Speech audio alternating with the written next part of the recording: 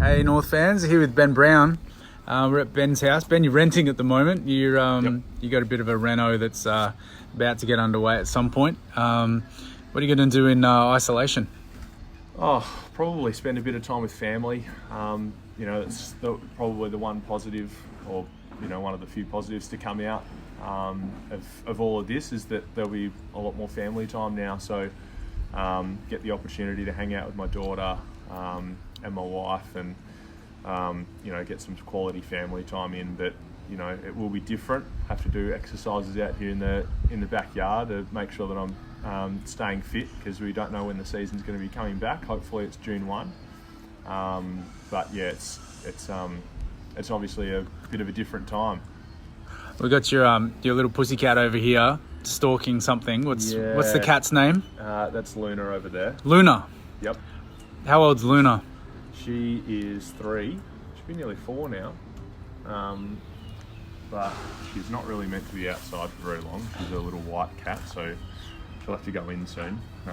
Obviously the little white cats get cancers and things if they're out too long, so you might have to pop back inside in a minute. Christian James just mentioned the baby lifting. You had Isla doing a workout with you. Have you recovered? Yeah, that was... I was just playing with her outside the other day, and Hess said, I think this would make some good content. So we thought we'd film some of it. But she actually loved it. So yeah, it's probably... I'm probably not going to get the opportunity to do that for too long, because she probably doesn't last that long in terms of letting me use her as a medicine ball, essentially. But yeah, I've got a bike from the club that I can do in the backyard. Obviously, we're not allowed to go into the club anymore, so the club's distributed out some exercise equipment. So I've got a bike, got some weight plates and some bands and things like that. I'll be doing my calf exercises to make sure I'm on top of that as well. Really stoked that I got through round 1 really well. But yeah, got to make sure that I stay on top of those things so that we don't come back and have increased injury risk. Daniel Todd wants to know what your favourite vegan meal is. Oof, good question. Good question. So many. If you had to choose one, kind of your last meal, what are you going to go for? Okay, well, I always make I'm obviously celiac as well, so I've got to have everything gluten-free, which is which makes things a little bit more tricky. But I always have a spag bowl before games. So I used to do that with meat and normal pasta. Now, obviously, I've got to have the gluten-free pasta and get this other meat substitute mince to make up a bolognese. So I still love making my more traditional foods as well. So, but just slight changes to the original recipes. Okay, one of our top fans, Benjamin Mizzy, when are you going to win the Coleman medal for us? No pressure. Well, Hess was joking the other day that if the season ends, I think it'll be the first year in a few years that I won't win our club's leading goal kicker, because I think Ben Cunnington kicked 2 in the first game and I only kicked 1. So I'm not sure. It depends how this season goes, but to be honest, I'm not too worried about it. I think it's been good for me just in the last couple of years to get even close to it, because it's only my 7th year in the league, and 7 years ago I didn't think I'd ever be on an AFL list. So to get even close to winning a Coleman medal is pretty cool to me. There's been a few questions on here about your hair. Would you ever cut it? Like, have you ever thought Probably about not it? Looking that great at the moment. Have you ever thought about it? Have you ever been tempted to do it? Like, I mean, I know there was a potential head shave at one point that we saved you from at the club. But yeah, has that ever crept in your mind? What if I just cut my hair a little bit? I don't think I'd know what to do with it, Heath. If I cut it, I'd love to have some suggestions on what the fans out there would like to see me do with it, because I just don't. I've had it this way for so long, and it's so easy to take care of. Just let it fall how it falls. Do you do anything to it? Like, do you put product in it at all? No product during the day. I obviously wash it pretty regularly. But yeah, it hasn't changed for so long. I just don't know what I'd do without it. But maybe eventually I'll do something to it. But not sure at this stage. So what happens if you put like shampoo, conditioner in? Is that what you do? Or yeah, that's what I do. Yeah. Is there anything that you can't do with it that'll just make it go more crazy than what it already is? Well, the thing is, after a cut, generally I have a cut and, they brush it out and everything, and I end up pretty frizzy for a few days and it looks a bit weird. So that's why I don't get it cut that often. Adam Tyndall, what was it like getting the silver service off Daniel Wells when he played? Oh, unbelievable. I think, it was unfortunate for me that it was at the point in Wellesley's career that he'd had a few injuries, but whenever he came in, you could just tell he made all the difference. I think we were just doing a little interview here before, Heath, and we were talking about the 2014 elimination final, and I must admit it's the one game that I go back and have a look on YouTube at like our comeback and the goals that we kicked in the second half, and Daniel Wells was unbelievable in that game. I think, Drewy probably gets the plaudits at the end of the game, which rightfully he should, but if you go back and watch those goals that we kicked, Daniel Wells was just instrumental in so many of those, and he was obviously an unreal field kick, and one that's you probably haven't seen too many of his like since. Jack Carroll, favourite music or favourite movie if we go into lockdown? What's your go-to? Favourite music is the Cat Empire. Yeah. Good Melbourne band. Yep. Movie? Movie. Well, I'm a Back to the Future man. Oh, yeah. So I'd get back onto, and it's good because you can, that's a marathon. You can stick one after the other, but I always come back to the Future. Absolutely. Kate, Sarah, my youngest daughter would like to know if you've ever ridden a horse. If I've ever ridden a horse, I have ridden a horse. It was a few years ago now, but yeah, I have ridden a horse. Good question. I just noticed Flynn Perez is watching, and also Matt McGuinness has just jumped on there. He's Hello, watching guys. as well. So good on you. All the North fans out there, you're being joined by all the players who are obviously got some time on their hands as well at home, Benny. Cara Lee, what footy team did you follow as a kid? Oh, this is a bit embarrassing to admit, but I was a Fremantle fan growing up. Why Freo? So when I was really young, I think I did what a lot of kids do and used to jump between whichever team had won the premiership the year before. And then I decided, no, I wanted to stop doing that. I think it was about grade 3 or 4. That's where you had a footy colours day every year at our school. And you got to dress up in your footy colours and have an assembly and play the team songs. And you get to march around with all the other kids who, all the other Hawthorn kids or all the other Essendon kids. And there was never anyone for Fremantle, so they always used to just skip over the song. And I thought, nah, that's not right. Someone needs to go for Fremantle. So I stood up there all on my own. And He's such a good bloke. And exactly. And I think I just wanted to stand out a little bit at that point. I think the song goes for about 25 minutes. So I was up there waving my scarf for so long. Good of Mum and Dad to get me a scarf, actually. Maureen asked before, we spoke about favourite music, favourite movie. What about favourite TV show during, if there's a lockdown? What are you going to go to TV show wise? Is there anything? Yeah, we've got a few going at the moment. Really into The Crown. We've been watching The Crown lately. Sex Education. That's on. Sounds a bit. Is that? Oh, it's good. Clean? It's nice and light, Heath. Is it? PG? The fans will tell you. Maybe not PG. No, PG enough. That's whatever's on Netflix and whatever's on Stan. Top fan Tash Gunawardana wants to know about how the AFL girls went this year. Obviously, the AFLW team. You must have been pretty proud with their effort, and sad they couldn't finish off. But so proud of the girls. I could sit here and do a whole Instagram live about women's footy and AFLW, but it was just they were building to something really special this year, I think, and it was really disappointing that they didn't get to finish the year the way that they would have liked. But yeah, just an unbelievable effort, and I think they grew so much as a group this year, and I just enjoyed being a part of that group so much this year. And we had Jasper Pittard and Tom Campbell as well, helping out with the girls during the year, and I'm sure we'll do that again next year, and we'll make it a 2021 premiership. Gary Bell, if you had one teammate that you could choose to be kicking the ball to you inside 50 right now, who would it be? Current list? I think it'd have to be Ben Cunnington. He's an unbelievable kick into forwards. Like, we've obviously got a few really strong ball users, but if you ever watch Cunners take a mark, always face up straight away, look forward, And I think he might look for me a little bit too, which is nice to see as a key. Terry Marmo, another top fan. What drove your passion to remain at North Melbourne?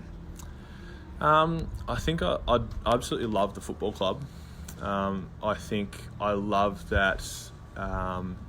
We've got some of the best fans in the league. I've been sponsored by the cheer squad for a number of years, and I absolutely love them to death. I think they just are the heart and soul of the football club, and I love getting along to their events during the year. And they're pretty special fans. And then also, I love that the club's really socially conscious. I think that's super important to me, that we're having an impact outside of the four walls of the club. And I think we're really privileged to do what we do as footballers, but we've got to make sure that we keep an eye on what's outside of the four walls of our club as well. And I think our club does that really well, and I feel really supported by the club to be able to do that. Daniel Brown wanted to know who the top 5 fastest players in our team are at the moment. Definitely Sean Atley would be up there. Top 5 off the top of my head is difficult. Majak would definitely be up there. Taron Thomas, maybe. Yeah, Taron's quick. Charlie Comben, for a young fella. Draftee. Yep, draftee. He's about my height, 199, but I was trying to keep up with him in the sprint drills in the pre-season, and he was leaving me for dust. So I think we'll have to watch out for Charlie and what he can do in the years coming. Bradley Wood, top fan. What do you think will be the key to making this year successful for North, other than playing games? Yeah, hopefully playing some games. I think you can't underestimate what winning games like the other night in round 1 will do for you. I think over the last couple of years we've probably lost a couple of those really tight games that you just need to get over the line in, and I think the really good teams really muscle out games like that and find a way to get their nose over the line at the end of the day. So if we can do that, hopefully build some more connection within our group, which we've been working really hard towards, I think that'll take us a long way towards winning. Some feedback on there from the cheer squad members. Kayleen Simpson, we love seeing you at our functions too, Ben, so that's really nice. Jack Morrison, fellow Tasmanian, do you love heading down to Tassie for games and to head back home? Oh, absolutely. It's with the travel restrictions at the moment, it means I'll obviously be stuck in Melbourne for a while now, and with family in Tassie, that's a bit difficult, as I'm sure it is out there for a lot of people who have family in different states. But yeah, absolutely love getting down to Tassie whenever I get the opportunity, and luckily with the football club we get down there a few times a year to play at Blunston. So our Tassie fans show out and support us as well, and often on some pretty cold days in the middle of winter. So we love our Tassie fans down there, and all the guys love going down there, mainly because we've got a really good record down there too. So makes it easy to go somewhere for a travel when you really feel like it's a home game. Denholm Melrose, how many milk bodies does Shorey go through a day? How many what? Milk bottles, the lollies, Shorey in the coach's box. Oh, yeah, he loves his lollies, doesn't he? I wouldn't know that. You'd probably know more than me. Hey? Yeah, a lot is the answer to that, Denham. Ronnie Zohar, what's it like having Boomer and Spud? Boomer's the runner, match day runner, but Spud also around the club now is the sort of the coach of the academies. Yeah, it's fantastic. I think any work that we can do to make sure that ex-players have got the opportunity to come back, I think is definitely great, and it helps us to remember our history as well. But I think guys who are so loved by our club, such as Spud and Boomer, are great.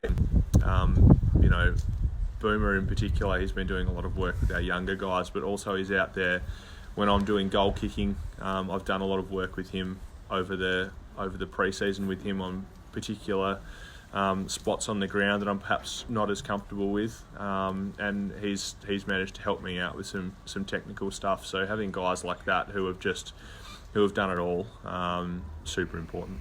Thomas Langridge, explain your long run up. Explain it. Where it came from, I suppose. So I was a ruck growing up down in Tassie, so I didn't really play much forward at all until I moved to Victoria in 2013 to play with Werribee, and that was, I suppose, where I started to think about it a little bit more. I think routine's super important, so I wanted to do something that really centered me towards the task, and it just felt natural, which probably seems really weird because it's not really a natural looking run up at all, but that was just what I felt at the time. I think was best for me. It looked even more robotic than it is now back then.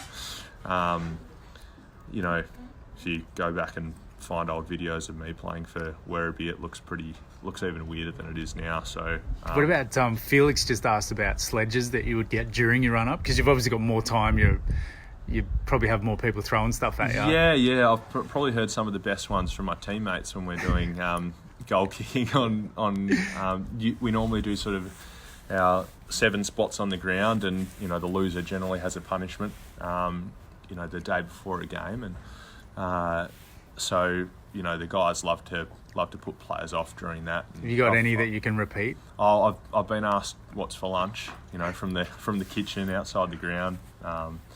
There's probably a few more that I can't necessarily repeat.